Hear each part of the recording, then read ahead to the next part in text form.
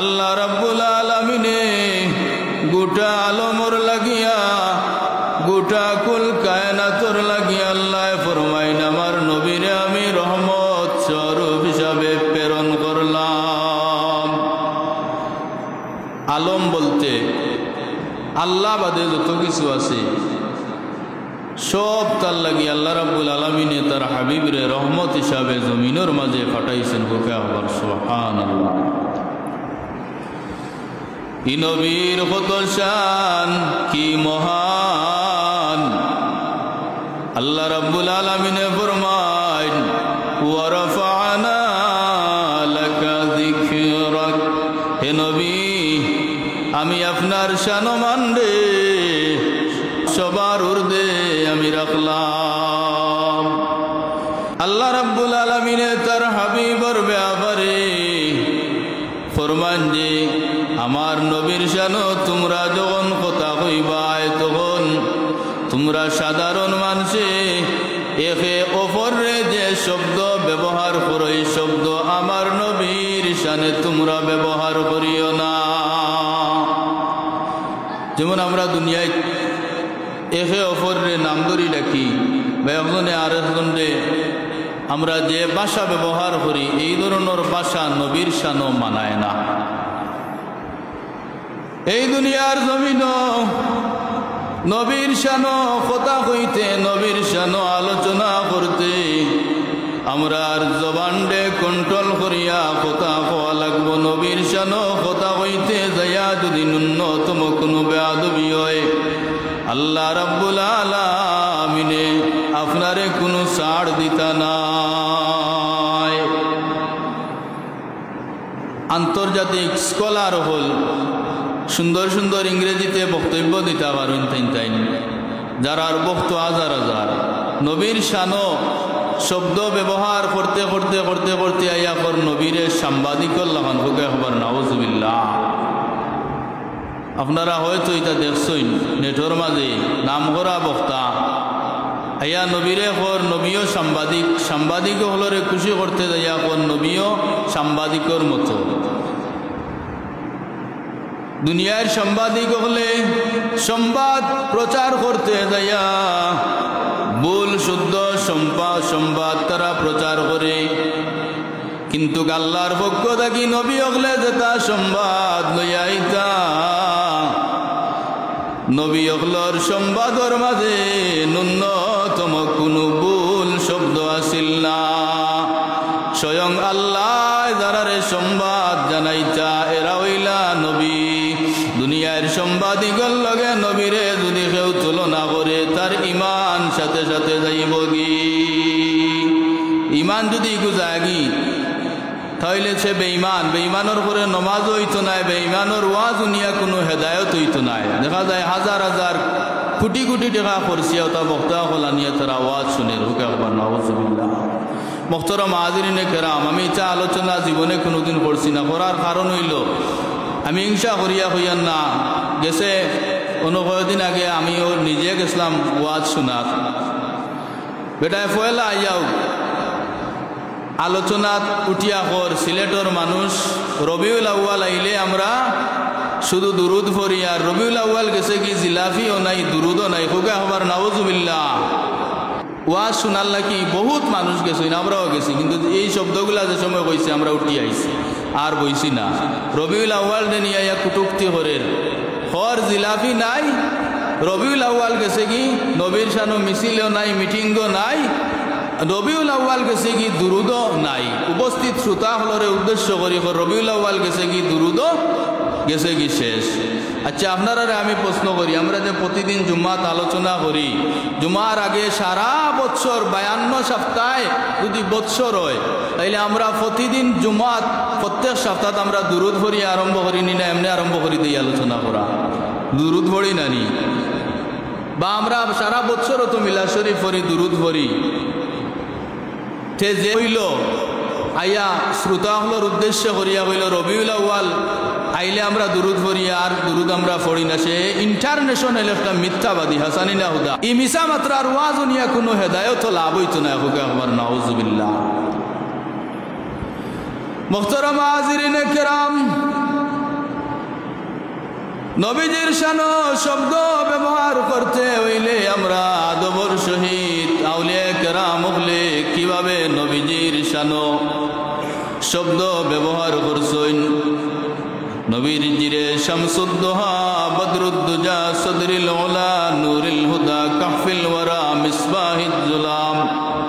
Jamil Siam Shafil উমাম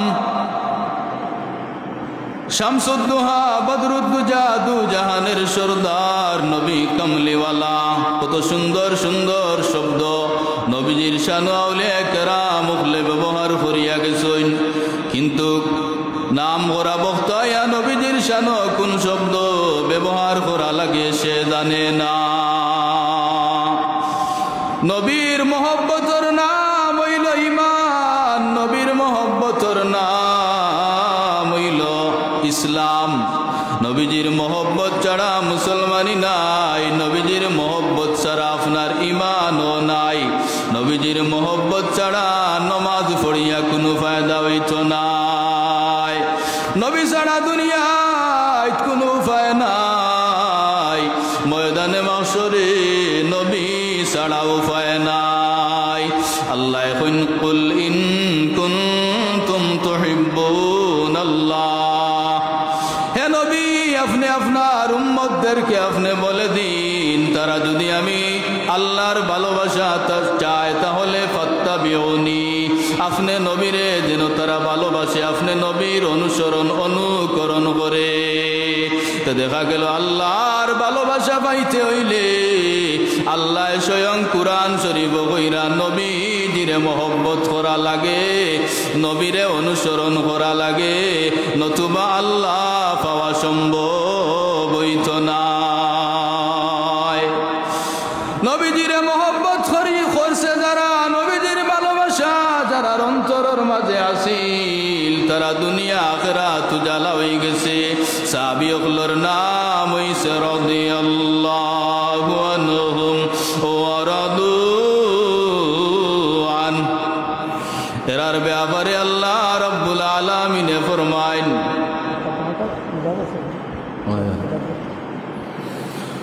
আল্লাহ রাব্বুল আলামিনের স্বয়ং কুরআন শরীফের মাঝে সাহাবীগুলোর ব্যাপারে ফরমাইন, আমি স্বয়ং এরার উপরে রাজি আর এরাও আমার উপরে রাজি। এই রাদিয়াল্লাহ শব্দ কুরআন শরীফের মাঝে আর কেউর ব্যাপারে আল্লাহ কইছেন না, একমাত্র সাহাবীগুলোর ব্যাপারে। কারণ কিতা, এরার ভিতরে নবীর ইশক মহব্বত ভালোবাসা আছিল। সাহাবায়ে কেরামগুলোর কাছ থেকে ভালোবাসা এরার জীবনী তালাশ করি আমরা নবীজিরে কিভাবে মহব্বত করতে হয় এটা আমরা শিখা আপনার দরকার। হুজুরে পাক সাল্লাল্লাহু আলাইহি সাল্লাতু ওয়াস সালাম রে সাহাবী হলে কি পরিমাণ ভালোবাসতাম।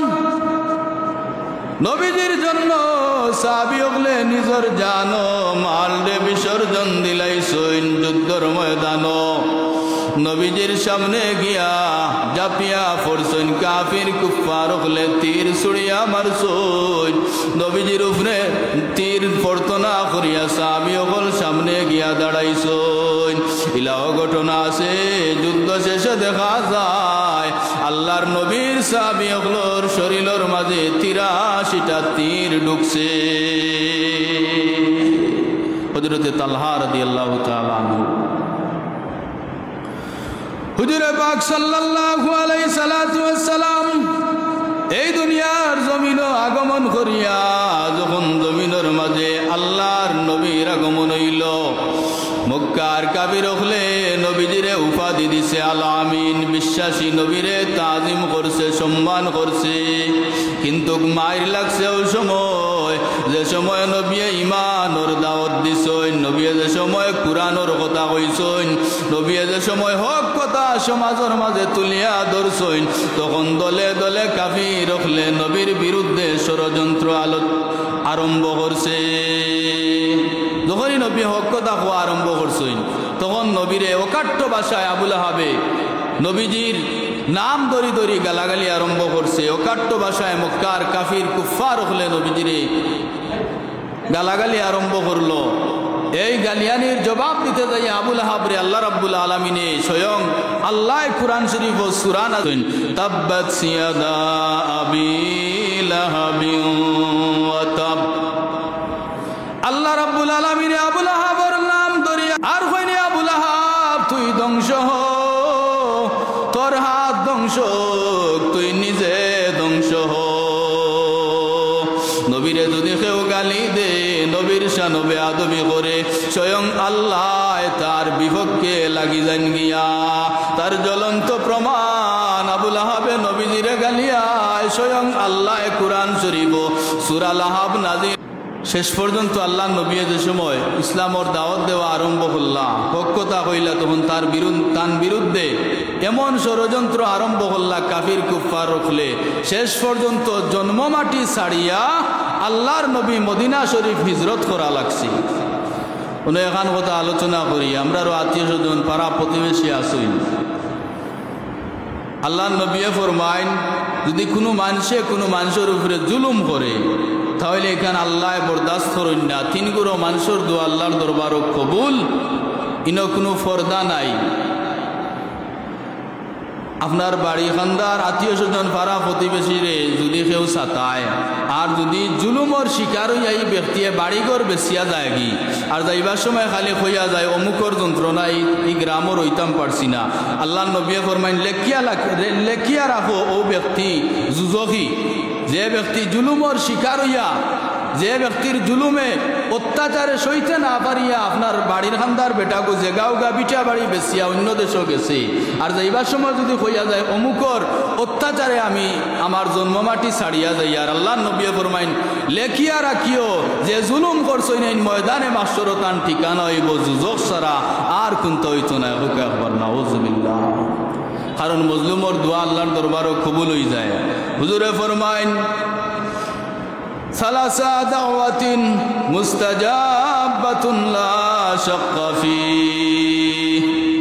হুজুরে ফরমাইন 3 গুরো মানুষের দোয়া আল্লাহর দরবারও কবুল হয়ে যায়, ন কোনো সন্দেহ নাই। সকল পয়লা হইল দাওয়াতুল মজলুম। জুলুমর শিকার হইয়া যদি মজলুমে খালি আহ শব্দ কইলাই, আপনারে জ্বালাইব, আপনার বংশ জ্বালাইব।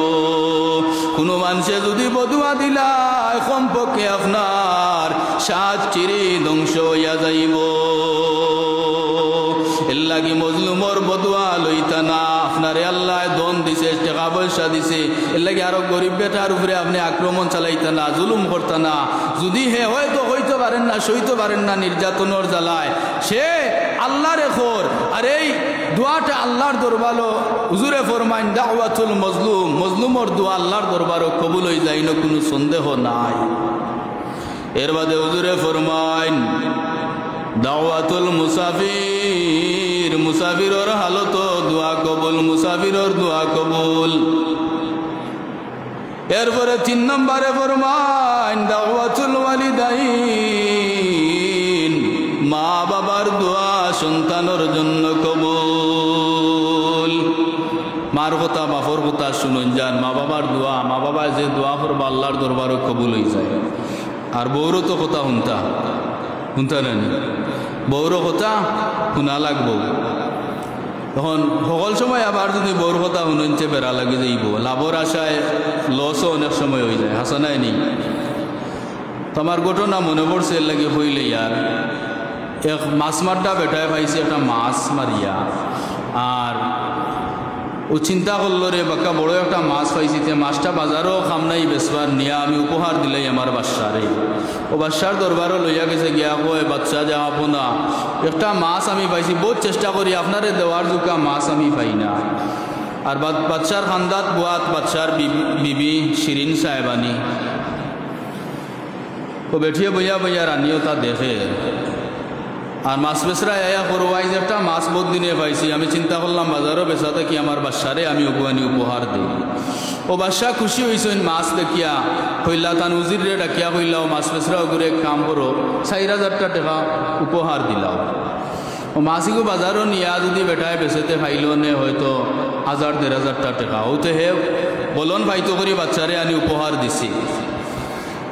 ও যার 4000 টাকা লইয়া বাচ্চার খান্দাত বিবি শিরিন সাহেবানি বুয়াতাইন ডাকিয়া কইলা বলে ও কাম খান তুমি সঠিক করলাই না, বেটায় মাছে গু আনি উপহার দিছি, আপনি তারে পুরস্কার দিলাইলা 4000 টাকা। উতু বড়িয়া মাছ 8 দিন যদি আপনার উজিন নাজির ইতায় কোনটা উপহার দিন তো 4000-এর উপরে 5000 টাকা দেওয়া লাগবে হাসানাইনি ও দেখিও ফেস লাগায় কিলা খান ও ঘর বাচ্চারা ডাকিয়া করে উপরে ডাক দিয়ে আনো টাকাগুন মাছগুন ফিরত দেওয়ার টাকাগুন ফিরাইয়া আনো ও বিবিয়ে যুক্তি গাইয়া দিছেন আইয়া যে সময় খইব বলে মাছ তার ফিরাইয়া দিবাই যে সময় ওই সময় খুঁজি খাইয়া বলে মাছকো বেঠা না বেঠি যদি হয় বেটা তাইলে কইও মাছ আমরা বেটা মাছ খাই না যদি হয় বেটি তাইলে কইও আমরা বেটি মাছ খাই না ও যে সময় বাদশাহ জিকাইছেন তোর মাছকো বেঠানি না বেটি হে উঠিয়া কইছো খান্দার দেখিয়া রঘু বুয়া তোকে মনে হয় বেড়া লাগাইছে উঠিয়া হয় আমার মাছকো বেটাও নাই বেটিও নাই গো গুরমাই মাছ গুরমাই চিননি যাব রেলগাড়ি তুটলে দেখুন যান ইতায় যে হাই চেক করি ফেলাই দিন আর বিয়ার নৌসার দামান্দর গাড়ি লাগাল ভাইতে একবারে বিয়া শিকাই দিব ও হে উঠিয়া কইছে গুরমাই মাছ বাচ্চায় মনে মনে কইন দে বেটা মাছও খাইলাম বেটি মাছও খাইলাম জীবনে তো গুরমাই মাছ খাইছি না তে মাছও রাখো আরো 4000 টাকা তারে পুরস্কার দে ও বেটায় 4,500-8,000 টাকা এখন তার পুঁজি হয়েছে লইয়া রওনা হয়েছে ও যাইতে সময় তার টেকার মাঝখান গিয়ে 1 টাকা পড়ে গেছে গিয়া নিছে ওই 1 টাকা করে লইছে লইয়া খালি ফুসের আর চুমুদের বাচ্চায় ওটা দেখোরা বাচ্চার বিবি সাহেব আনিয়া ওটা দেখোরা দেখিয়া কই ওই দেখো কত বড় কিফটারে টাকা দিছো 8,000 যদি 1,000 টাকাও পড়ে যায় তেন কি তৈল আরো কোনো গরিবে থুবাইয়া নিব নিয়া খাইব তার উপহার হইব দেখো কিলা ফুসের করে ডাক দিয়ে আনো টাকা কোন ফিরাইয়া রাখো আর মাছকো তার দেও আবার ডাক দিয়ে আনছে কইলা বলে 1 টাকা পড়ে গেছে তো ফুসা লাগেন তোর মাছকো নেয়ার টাকা গুণ দে বলে আমি ফুসরাম কিতার লাগি বুধবাইছিন নানি ই টেকার মাঝে আমার বাচ্চার ফটো দেওয়া টেকাত প্রেসিডেন্টর ছবি দেওয়া দেখে নানি ও হে কয়ে বলে দেখলাম আমার বাচ্চার ছবি দেওয়া টেকার মাঝে কত মানুষে উড়ি বা বেয়াদবি হইব আমি খালি ফোর্সেও খালি আমি চুমু দিয়ার বাচ্চা এখন দেও আরো 4,000 ও বউয়ে খালি চাইছে বলে আরো খান কই তখন চুপ চাইছে আর চিন্তা কইবে তোর কথা শুনি আইজ আমার লস হয়েছে 12,000 গেছে শুনতায়নি বউর কথা সকল সময় শুনাত লাগনছে বেড়া লাগবো আসা নাইনি মুহতারাম হাজিরিনে কেরাম আউকা আমার আলোচনাত আল্লাহর নবী রাহমাতাল লিল আলামিন যখন মক্কা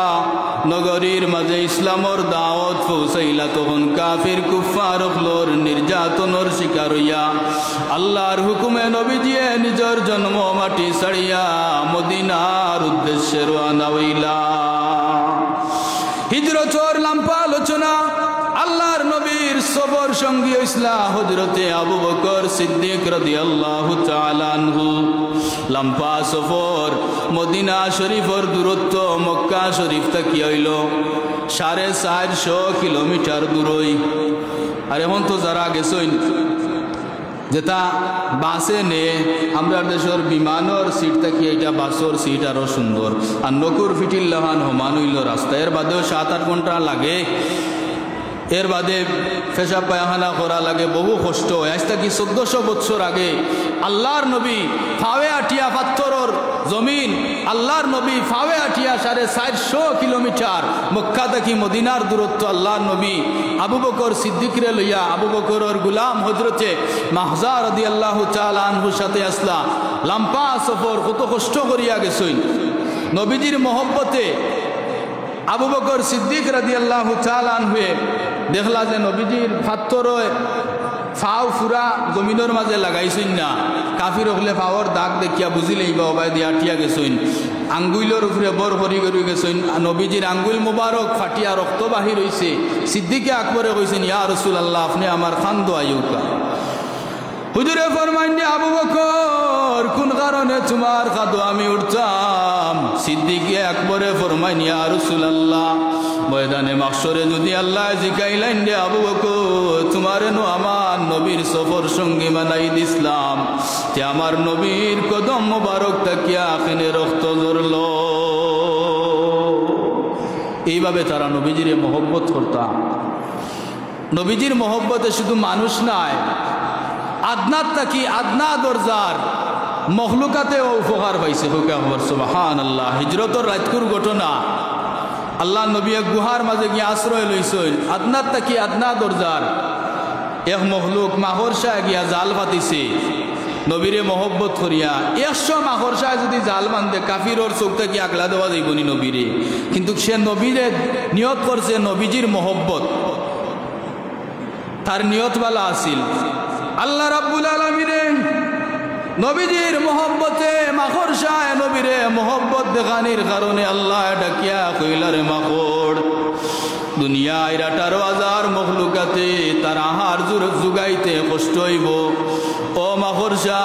তোমার আহার জুগাইতে কোনো কষ্ট হইতো না তুমি আমার নবীরে মহব্বত দেখাইছো তুমি জাল পাতাইয়া বইবা আর তোমার জালো আইয়া ফুকা লাগবো বারিক বারিক ফুকা লাগবো তুমি দড়ি দড়ি খাইবা একমাত্র নবীর মহব্বতে মাকড়সার দাম বাড়লো এ জাল পাতাইয়া বই আর তার খানি জালো লাগে তার কষ্ট হয় না ঠিক সেই বলান কবুতরে ডিম পারছে গিয়া বাসা বাঁধছে নবীরে মহব্বত করিয়া ফায়দা লুটিছে কবুতরে তো নবীজিরে কাফিরও রাখতে গিয়ে বাঁচানি সম্ভব নাই কিন্তু সে নবীজির মহব্বতে গিয়া তার নিয়তবালা আসিল আল্লাহর দরবারও কবুল হয়ে গেছে আল্লাহ ডাক দিয়া কইন যে মক্কা মদিনার কবুতর আমার নবীর লাগি তোমরা মহব্বত দেখাইছলাই তোমরারও আহার জুগাইতে কোনো কষ্ট হইতো নাই পৃথিবীর যে কোনো প্রান্ত থাকিয়া আজি অকল মক্কা মদিনাত হজ করার যায় কিন্তু দেখা যায় দান হানি বইয়া লইয়া মক্কা মদিনার কবুতরর লাগি লইয়া যায় হোক আমার সুবহানাল্লাহ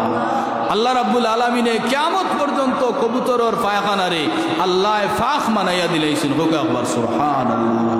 তো দেখা গেল নবীরে মহব্বত করলে খালি মানুষ নাই আদনাত তাকি আদনা দরজার মখলুকাতেও উপকার পায় মুহতারাম হাজিরিনে কেরাম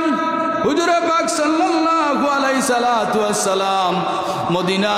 যে সময় হিজরত করলা লম্বা সফর আবু বকর সিদ্দিক রাদিয়াল্লাহু তাআলা আনহু সামান্য খানি পানি লগে আসিল তা শেষ হয়ে গেল গিয়া খানি পানি শেষ হয়ে গেছে গিয়া একটা জীর্ণ শীর্ণ একটা বাড়ি দেখা যায় আল্লাহ নবী ডাক দিয়া কইলা যে বাড়িতে গিয়া দেখো কোনো পানি পাওয়া যায়নি আবু বকর সিদ্দিক রাদিয়াল্লাহু তাআলা আনহু গরর দরওয়াজার কিনারাত গিয়া ডাক দিলা গরো কেউ আসুনি গড় থেকে এক মহিলা কণ্ঠে জবাব আইল খেয়ে তুমি আবু বকর সিদ্দিকে জবাব দিলা আমি হইলাম সিদ্দিকে আকবর রাদিয়াল্লাহু তাআলা আনহু আমার লগে হইলা নবী রাহমাতাল লিল আলামিন তোমার বড় খুশ নসিব হইব যদি আজ রাহমাতাল লিল আলামিনের মেহমানদারি করো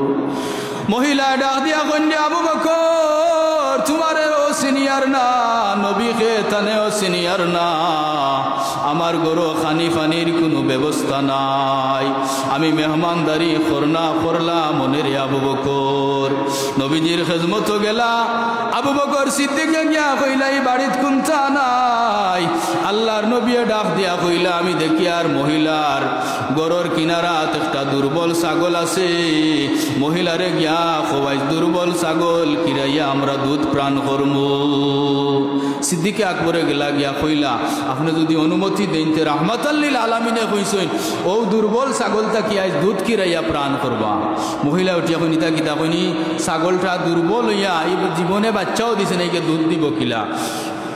মহিলায় অনুমতি দিলা শেষ পর্যন্ত আল্লাহর নবী যখন আইলা ছাগলটার কিনারাত তখন দুর্বল ছাগলটা নবীরে দেখিয়া সবল অবস্থায় হুতনো তাকিয়া উঠি গেছে হুকে আকবার সুবহানাল্লাহ আবু বকর সিদ্দিকে দেখুন আসমান মুখায় ছাগলটায় চাইলো